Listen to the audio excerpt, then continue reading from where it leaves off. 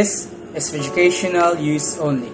Our group is allowing our instructor, Mr. Roldan Ardinis, to use this as educational material. Contemporary global governance with the integration of COVID-19.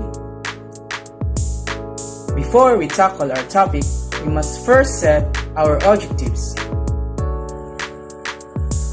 For the end of this video, you are expected to learn the following.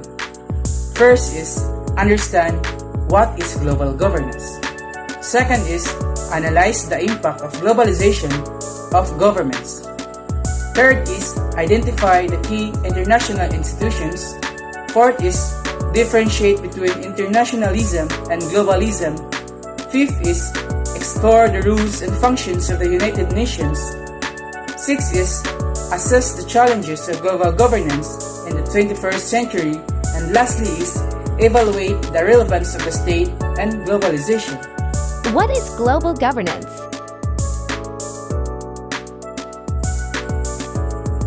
Global governance functions through a set of institutions, rules, and processes that aim to manage cross-border issues like diplomatic relations, trade, financial transactions, migrations, and climate change.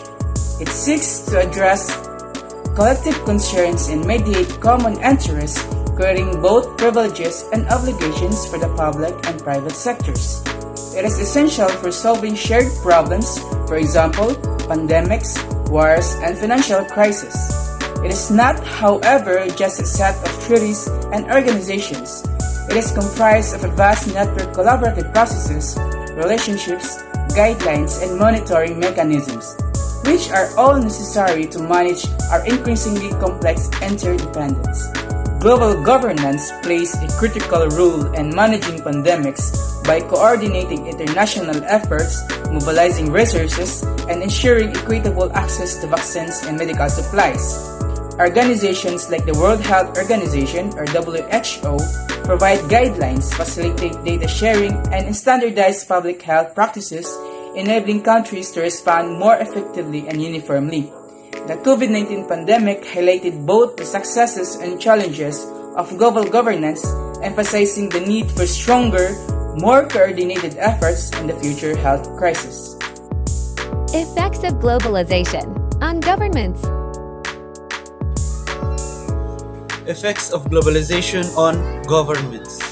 Globalization has had profound effects on governments, influencing their sovereignty, policy-making, economic structures, and political dynamics. As countries become more interconnected, national sovereignty is often challenged by supranational organizations like European Union and the World Trade Organization. Domestic policies are increasingly influenced by global standards, particularly in areas such as human rights and environmental regulations. Economically, globalization has opened national economies to international trade, which can disrupt domestic industries and compel governments to adapt to global economic forces, including the influence of multinational corporations. Politically, governments now face transnational issues like climate change that requires coordinated global solutions, often necessitating the involvement of global governance institutions. For example, in the Philippines, globalization has significantly impacted the country's economy and labor market. For instance, the rise of business process outsourcing or the BPOs industry is a direct result of globalization. The Philippine government adopts its policies to attract multinational companies, offering tax incentives and improving infrastructures. This shift has created millions of jobs and boosted economic growth, but it has also led to challenges such as reliance on foreign companies and the need for continuous upskilling of the workforce to remain competitive globally. And also the globalization of labor markets has led to a significant number of Filipino working abroad. The Philippine government has had to develop policies and agencies such as the Overseas Workers Welfare Administration or OWA to protect and support OFWs.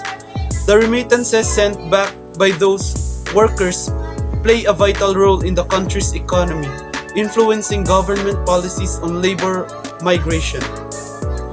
In conclusion, globalization has significantly influenced government worldwide, including the Philippines by reshaping economic policies, labor markets, trade practices, and cultural dynamics.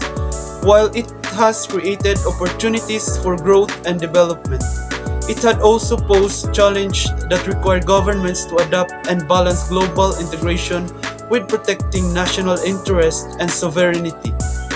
As the world becomes increasingly interconnected, the role of governments in managing these impacts continues to be crucial. Institutions that govern international relations. Identify the institutions that govern international relations. So, these are the institutions that govern international relations. Include number 1, United Nations, facilitates global cooperation on peace, security, human rights, and development. Number 2, World Trade Organization, regulates international trade between nations. Number 3, International Monetary Fund, oversees the global financial system that provides financial assistance to countries. Number 4, World Bank, provides financial and technical assistance development projects in developing countries. Number 5, International Court of Justice, settles legal disputes between states, gives advisory opinions on international issues. Number 6, North Atlantic Organization, a military alliance on collective security. Number 7, European Union, a political and economic union that manages regional governance and international relations within Europe. These institutions play key roles in shaping and regulating international relations across various domains like security, trade, law, and development. Internationalism versus globalism. Differentiate internationalism from globalism. Internationalism emphasizes cooperation and interaction among nations to address shared issues and promote mutual interest while respecting national sovereignty. Globalism, on the other hand, advocates for a more integrated world where political, economic, and social systems are interconnected, often leading to a prioritization of global over national interest. Importance of internationalism. Internationalism promotes peace and security, self-determination, economic stability. For example, in a world international sport event like the Olympic, host country will have great economic benefits because of attracting foreign investors. Three concepts of internationalism. First, cosmopolitan culture community. Second, transnational political. Third, religious loyalties. What promotes internationalism? Countries can use foreign policies, strategies to promote internationalism in many ways, may include peacemaking, international law and agreements, and foreign aid. Example of internationalism: EU or European Union, African Union, World Bank, United Nations, North Atlantic Treaty Organization, and last, Association of Southeast Asian Nations. Rules and function of United Nations. The United Nations exists to bring countries together in pursuit of shared goals that enhance global stability and well-being. Through its various rules, ranging from mediating conflicts and delivering humanitarian aid to advancing sustainable development and protecting human rights, the UN works to address complex challenges that no nation can solve alone. By fostering cooperation and dialogue, the organization aims to create conditions for more peaceful, just, and prosperous world. Example of rules and function of United Nations: maintaining international peace and security, conflict prevention. The UN works to prevent disputes from escalating into conflicts and assist in mediating peace agreements. Peacekeeping. The UN deploys peacekeeping mission to conflict zones to maintain ceasefires and assist in the implementation of peace agreements. Peace building. After conflicts, the UN supports efforts to rebuild war-torn societies, including disarmament, repatriation of refugees, and institution building. Number 2 example. Promoting Sustainable Development. Agenda 2030 and Sustainable Development Goals, or SDGs. The UN has set global goals to address issues like poverty, inequality, education, health, and environmental sustainability. Economic and social development. Through agencies like the United Nations Development Programme, or UNDP, the UN supports countries in achieving economic growth and improving living standards. Number 3 examples. Protecting human rights. Universal Declaration of Human Rights, or UDHR. The UN promotes and protects human rights globally, advocating for rights of all individuals. Human Rights Council. The UN monitors human rights violations and can take action to address this, including sanctions or international interventions. Number 4 examples. Upholding international law. International Court of Justice, or ICJ. The UN's principal judicial organs settles disputes between states and provides advisory opinions on legal questions referred to it by authorized international organs. International treaties and conventions.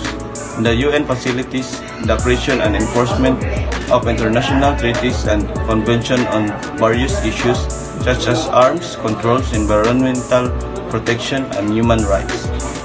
Example number 5. Delivering humanitarian aid. Emergency relief. The UN coordinates international responses to natural disasters, famines, and humanitarian crises, providing food, shelter, and medical care to those in need. Refugees and migrants. Through agencies like the UN High Commissioner for Refugees, or UNHCR. The UN assists and protects refugees and displaced persons. Peter, Standard of Living, Health Initiative, the World Health Organization WHO, a UN agency, works to combat global health issues such as epidemics, education and culture. UNICSO, United Nations Educational, Scientific and Cultural Organization, promotes education, science, culture, and communication worldwide. Example number 7. Facilitating international cooperation, global conferences and summits. The UN hosts and facilitates international conferences and summits on issues like climate change, development, and human rights, where nations can negotiate and collaborate, diplomacy and dialogue. The UN services as a forum for member states and engage of diplomacy, dialogue, and negotiation of various and global issues. Advocating for disarmament, arms control, the UN promotes global disarmament, including nuclear and non-proliferation, through treaties and international agreements. That all we've mentioned is the following example of rules and function of United Nations. These rules and functions are carried out through the various organs of the UN, including the General Assembly, the Security Council, the International Court of Justice, and specialized agencies like UNICEF or UNICEF, and WHO or WHO, and UNESCO or UNESCO. Challenges of global governance in the 21st century. The challenges of global governance in 21st century. During the 21st century, the global governance faces a numerous challenges stemming from a rapid technology advancement and geopolitical shifts, including the COVID-19 or the environmental crisis and the complexities of globalization. Now, here are some of the key challenges. First, the technology disruption. In technology disruption, we can say that the cybersecurity is increasing the reliance on the digital infrastructures, global governance structures to the cyber threat. With nation states or the non-state actors and the criminal organization is capable of launching attacks. Second in technological disruption, it's misinformation and disinformation. The spread of fake news and propaganda through social media platforms erodes the trust in the institutions and hampers coordinated global responses to crisis. And the third for the technological disruption, the artificial intelligence and the automation is rapid advance in AI or called AI. And the automation raise ethically and regulatory challenges with potential impacts on employment with the privacy and international security. The second challenges that our global governance that experience is what's called the global health.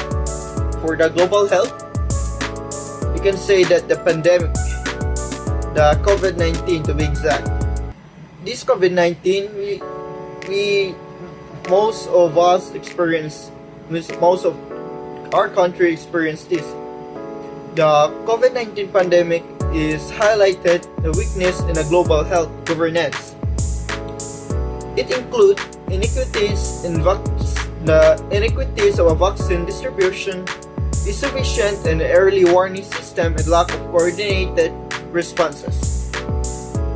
And the health inequities. Disparities in access to healthcare, especially in the low-income countries, pose challenges for global efforts to combat disease like the COVID-19 or to improve the public health. Third, the environmental and what we call climate change. Addressing the climate change requires unprecedented global cooperation, yet difference in economic interests. Responsibilities and capabilities among nations hinder progress. Then, the biodiversity.